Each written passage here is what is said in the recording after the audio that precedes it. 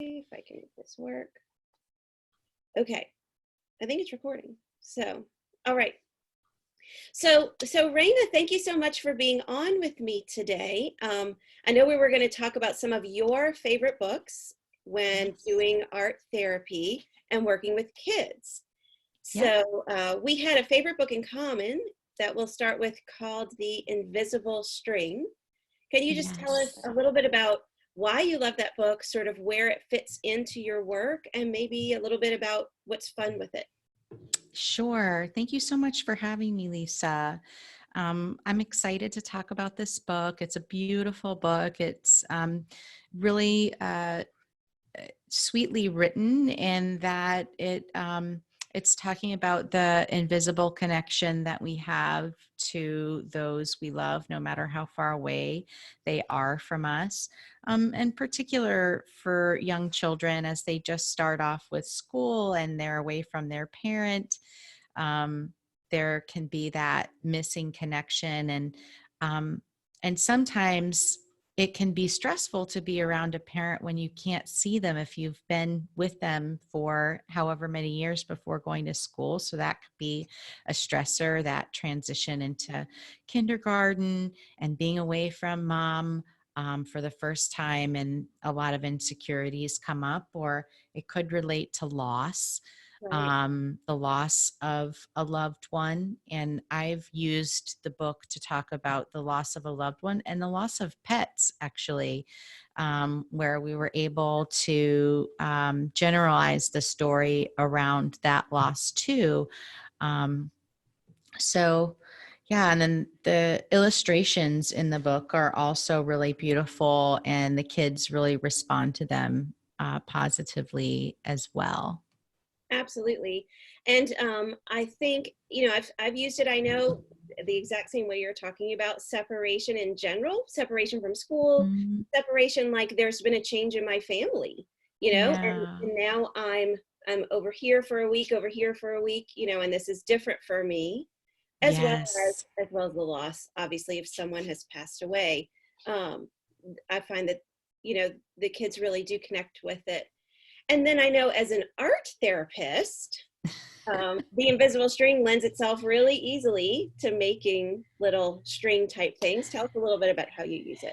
Yeah. So I've used it in a couple of different ways. And usually when I'm doing art with kids or even adults, I'll make a suggestion, but I really value the artist's input and how they want to take it. So I've when I've worked with the invisible string and using the invisible string as to create a piece of art that reminds them of the book when they leave, it's come out different every time because it's unique to the creator. And so they have that creative autonomy. But the idea is to have them create a representation of themselves. And that could be a physical representation. It could be like a talisman, like selecting an item from a variety of like collection of materials, 3D materials that I have, like a symbol for themselves, and then selecting one for the loved one, or like I had mentioned, I've used it with pets where a child has lost a pet, and then had them select a three-dimensional object or like a little talisman for the pet, and then used the clear elastic string that you can get in either Joann's or Michael's in like the jewelry making department. They have, and it's stretchy, and then we've used that to connect the two. And in some cases, we've done it where I've used brown paper bags where you can make like a storybook with the brown paper bag, and then there's a pocket. So by using multiple brown paper bags and then connecting them, you can use like the little clips, paper clips, Mhm. the pinchy ones. Right? Like a Like binder they're like, clip, maybe. yeah, like a binder clip. That's exactly what they're called. Thank you. Either the binder clip, or you can sew the ends together, and then the paper bags form a pocket. And so the string and the can go from pocket to pocket.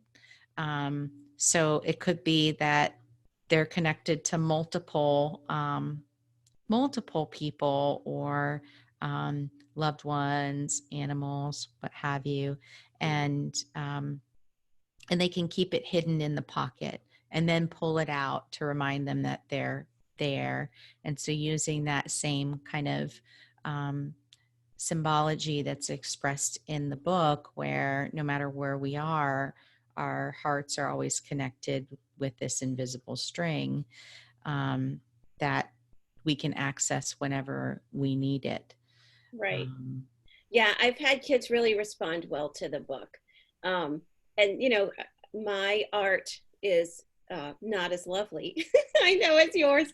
But literally I have the kids do, similar things with little beads and things, and they make it. And then really I suggested them we could make a bracelet or those sorts of things. But usually we end up making like a little, I'm going to call it a keychain, but all they do is they hang it on their book bag.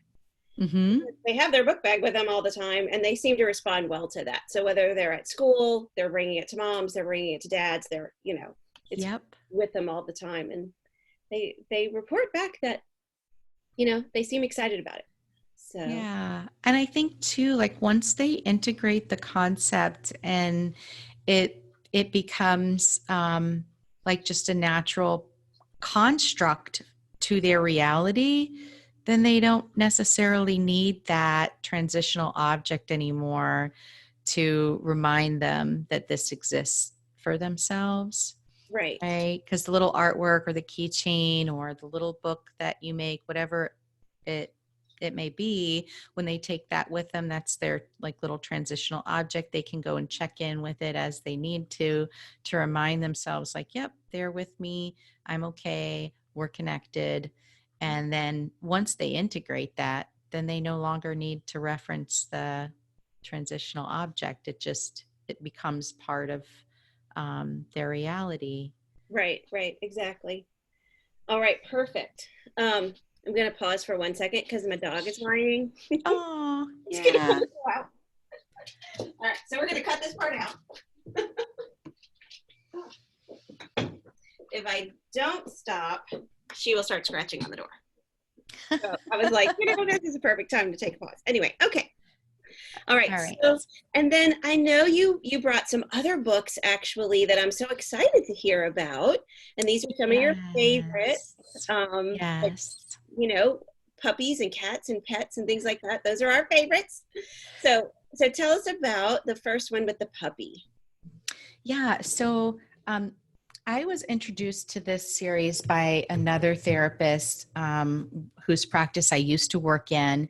And she had the books, and I fell in love with them. And so I bought my own copies, and I have found that they are incredibly validating, and that's why I like them.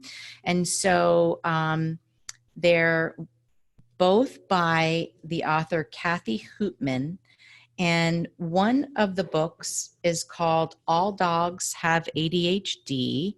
And it is a book that really introduces the concept of ADHD, what the behaviors associated with ADHD are, how unregulated somebody might become, or how like the troubles that one might find themselves in as a result of having boundless energy and doing before thinking. And it's all written through the life of dogs. And so each page has a different picture, and each picture has different images of dogs. And it's just a beautiful way to introduce what this condition is to a child that has recently learned that they have it, which can be confusing because there's a lot of stigma around it.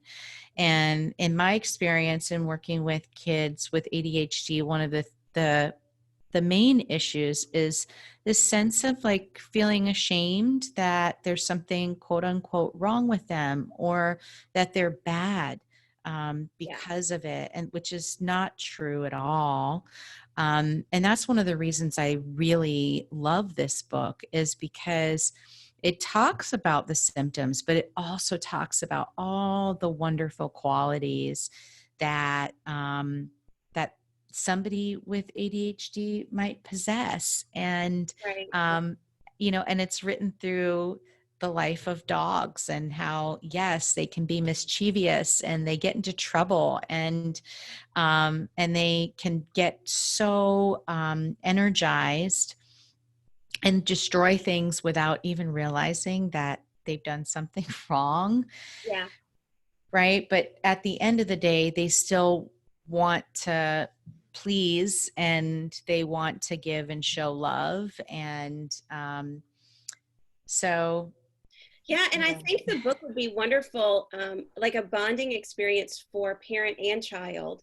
What I Mhm. hear most often from parents whenever they call me is they have gotten to this point where they say, um, I'm so tired of always feeling like I'm fussing at my child. Like, he is a wonderful kid, she is a wonderful kid, yet I always feel like they're always in trouble. I need help Mhm. to sort of reframe what's going on, look Mhm. at it from a different way, and figure out a different solution, because all I do is fuss and my kid always feels like they're in trouble. And I don't want that Right. as a life for them. Right. And so this book gives a great way for parent and child to reframe this and be like, you know what? Okay. Mhm. So let's talk about what's going on, but let's look at it differently, and how can we manage this? We have to set Yeah. limits, but how can we do it in a Mhm. loving way? Right. And even though it's quite a long book, in terms of like page numbers, I think it's like 65 pages or something. Um, each page has a beautiful image and just a very short, small caption. So maybe like, between 3 and 7 or 8 words, so that it's easy digestible for a younger child, to hold their attention and to be able to participate in the reading part, so that they're doing. Sometimes what I find, especially for kids that struggle with this, is they're doers. They need to be doing. They need that activity and interaction, and they are experiential learners. And so they need to be having an experience. To just sit and be idle, it's not going to meet them where they're at.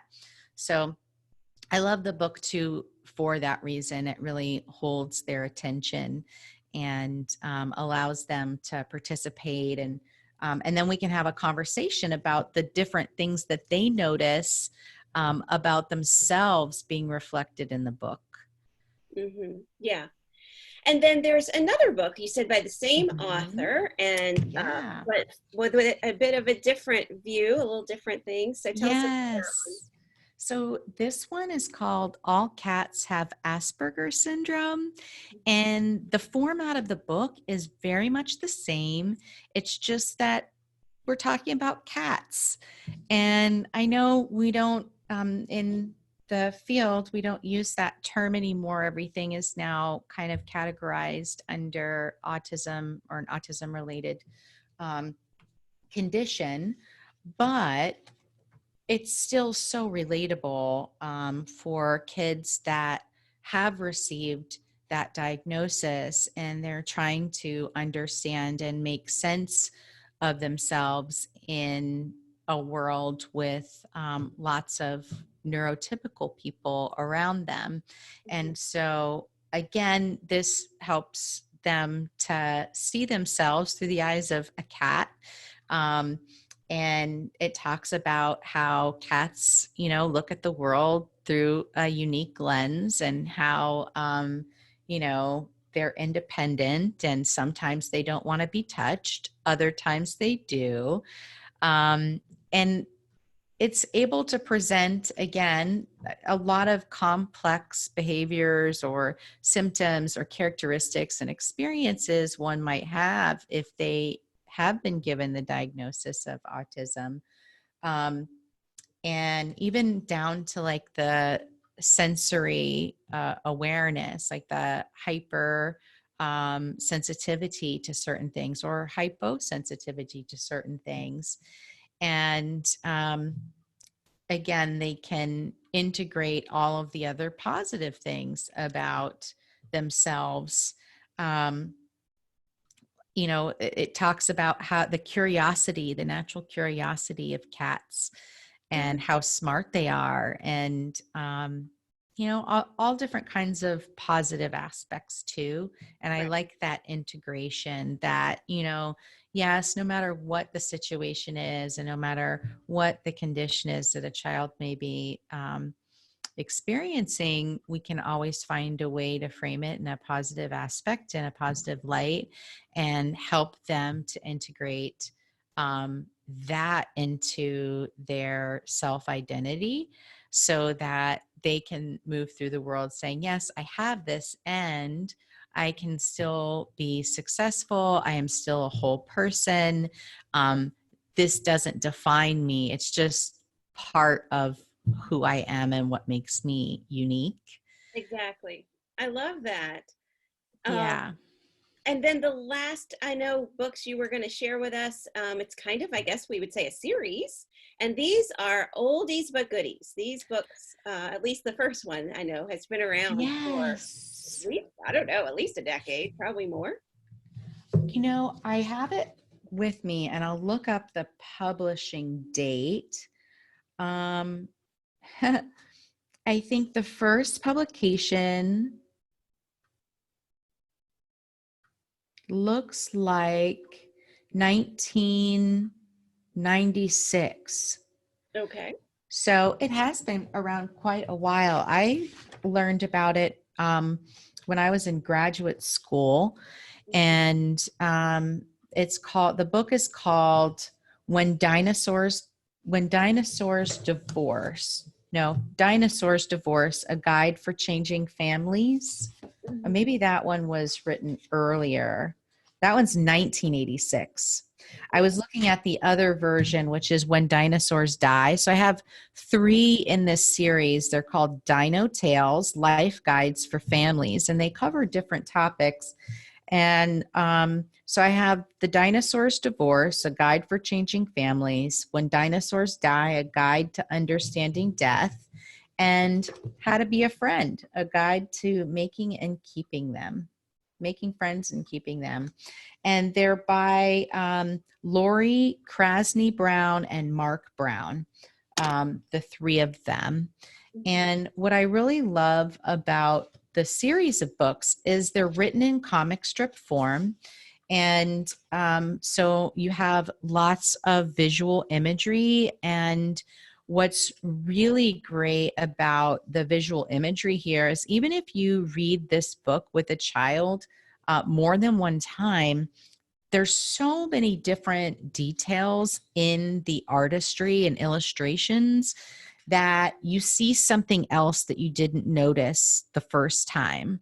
So, again, it's a book that really taps into the child's imagination. It holds their interest visually, but it's also providing a lot of psychological education in the storyline. And so, they give all different kinds of examples of, talking about different feelings that one might experience when parents divorce, what it might be like to just live with one parent, what it might be like to live from one house one day and then another house another day, and that back and forth pattern. And it talks about when parents meet another person that they become coupled with. Mhm. Um, and then what it's like to have a step parent, if that progresses in that way. So, and even like step brothers and step sisters. Um, but it reinforces the idea that at the end of the day, no matter what happened between the parents, both your parents love you. And, you know, that's the important thing to hold on to.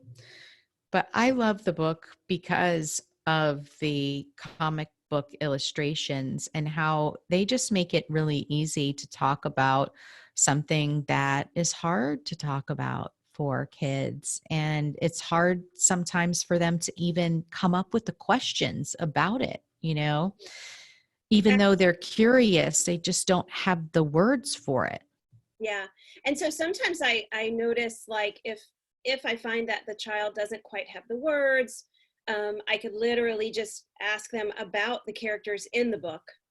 And Mhm. then either they continue talking about the character in the book, which is fine, or sometimes they do go ahead and say, and you know, when that happened in my family, or you Mhm. know, when, you know, my stepbrother, blah, blah, blah, you know, those sorts of things. And then we just transition into talking about them. Sometimes they're not comfortable talking about them. They're just not there yet, but they'll talk about the dinosaur all day long. That's right. That's Yeah. right.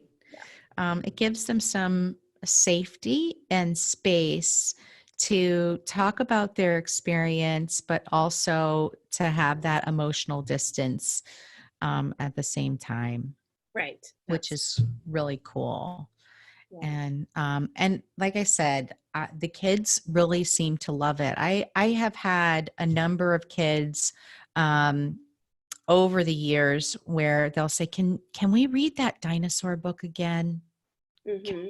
And they'll want to go back and revisit it, which I think, you know, again, when you think about when you reread a book or you rewatch a movie, right? Each time you're increasing your understanding and integrating that piece and developing a greater sense of mastery over the material. Um, and I think that's what's happening for them in the therapy process too. Right. Yeah. Or even if you're reading these at home, you know, your child's not in therapy. Not everybody needs to go to therapy because their parents are having a divorce. That's okay. Hmm. It's still a very accessible book to talk about this with your child if that's something that you're going through, right? That that could be a way to introduce it. Um, Exactly. Yeah. I mean, that's what I love about these picture books is they're accessible for, you know, a wide range of ages. They're not just for the littlest ones. And they offer this sense of comfort and reassurance that it's going to be okay and that I'm not alone in this. You know, mhm. obviously, an author wrote this book and it's sold everywhere. So clearly it's not just me. And there's, you know, a whole group I can connect with somehow. Um, Mhm. yeah, and that I can read it over and over again. And that just is comforting, as well as if I'm reading it, you know, with my parent, then there's that special bonding, quiet moment that we're having together, which is the Mm. beauty of it as well.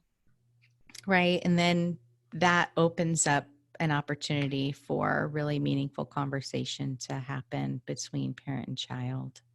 Yeah, Um, for sure. So right. wonderful. Well, I'm so glad that you shared those with us today. Those are definitely ones that I'm going to have to add to my library. I'm going to have to find the cat and dog book. Those are great. Oh my gosh, you can definitely find them. I think I got mine on Amazon and they were super cheap. They were used, but they were still in good condition and really affordable.